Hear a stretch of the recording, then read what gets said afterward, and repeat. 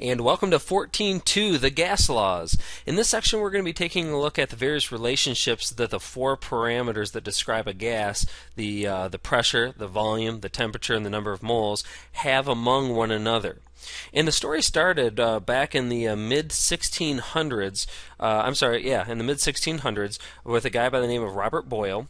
He's sometimes considered the father of modern chemistry, and he published a book called The Skeptical Chemist. And in that book, he relayed his observation of the relationship between pressure and volume. So this law, which he didn't call Boyle's law after himself, it was later named Boyle's law, simply says that when you multiply the pressure of a gas times its volume, it is always constant. Alright, and so let's take a look at what this particular relationship looks like. Here's a graph that illustrates Boyle's law, and let's go ahead and focus on point 1. You got P1, V1 here. What this says is that at 100 kilopascals of pressure, this gas would occupy a volume of 1 liter. So if you take P times V, we're going to have 100 kilopascals times 1 liter, and that constant then would be 100 kilopascal liters. Kind of an odd unit, but that's what the unit would be. And this is for scenario number 1 at P1V1. Now, let me change colors here, let's go with a red. If you go down to this particular point down here, that's P2V2, notice that we are allowing the volume to expand. Notice the piston has raised in the cylinder, and you have a greater volume that the gas can occupy. At this particular point, in number 2, the pressure is 50 kilopascals. The volume now is 2 liters. So if you take your 50 kilopascals and you multiply that by the 2 liters of volume that it occupies, notice that the pressure times the volume is still 100 kilopascal liters. Or, change of colors, let's go with blue here. If you compress this gas, press down on the piston all the way till it gets to this particular volume. Now we are at a half a liter of volume. The pressure has now increased to 200 liters. So with scenario number 3, we have 200 kilopascals of pressure, and the volume is now a half a liter. And 200 times 1/2 is still 100 kilopascal liters. So what Robert Boyle found is that there is an indirect relationship,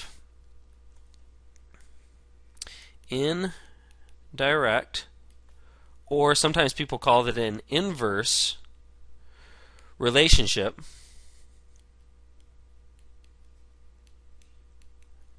between pressure and volume.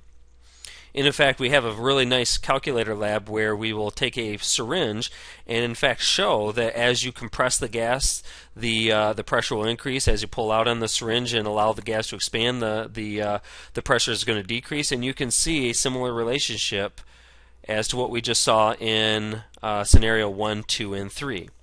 Now let's talk about why this is the case. Scroll down to our reasoning now. Why do we actually observe this particular relationship? Well, first of all, if you go back to the kinetic molecular theory, we know that pressure is caused by particle collision.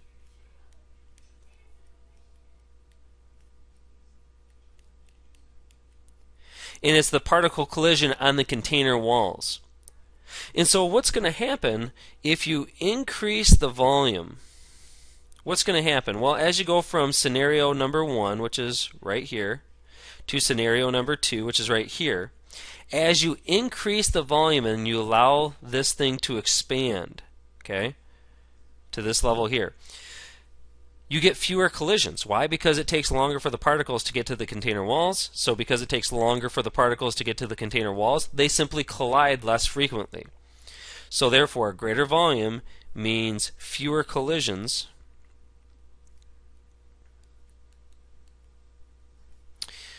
and fewer collisions simply means a decrease in pressure, because pressure is caused by collisions, so therefore fewer collisions, less pressure.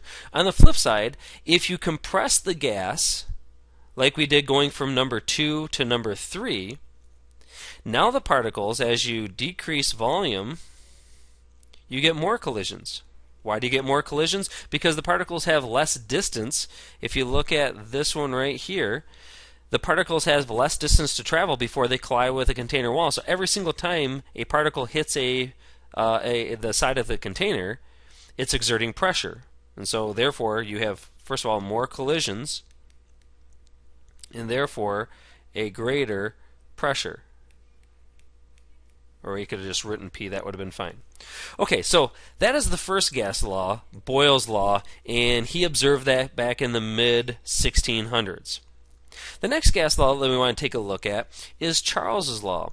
In Charles's law, it's going to take a look at the relationship between temperature and volume. Jacques Charles was a Frenchman. He was after Robert Boyle. In fact, this observation occurred in the late 1700s now. And what he found is that the volume is going to be directly proportional to the temperature, and we're going to use some constant A we'll use.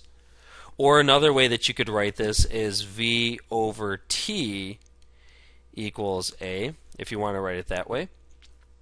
And so as you look at this graph on Charles's law, you're going to notice that, first of all, we're talking about the Kelvin temperature, the absolute temperature.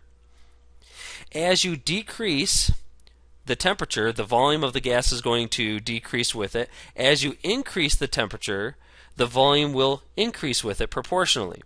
So let's take a look at a few points here. Let's simply pick, we'll call this point 1 right here. We'll start with this one. So this is number 1. At point number 1, you have 1 liter of volume and 300 as our Kelvin temperature.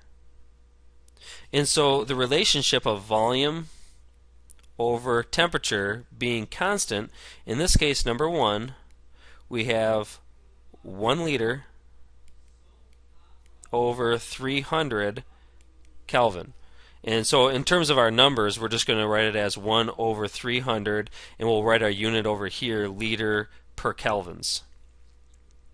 Alright? Let's go to scenario number 2 now. Let's just call it right here, number 2.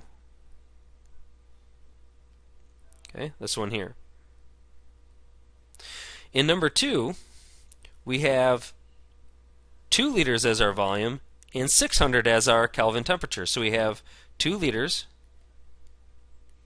over 600 Kelvin, and that's going to be 2 divided by 6 is the same as 1 divided by 3, or 2 divided by 600 is the same as 1 divided by 300, and we still have liter per kelvins as our unit. So notice that our constant is in fact a constant. The volume divided by the temperature is going to remain constant. And just for good measure, even though I think you can see the relationship, we'll go up to point number 3 up here at the top.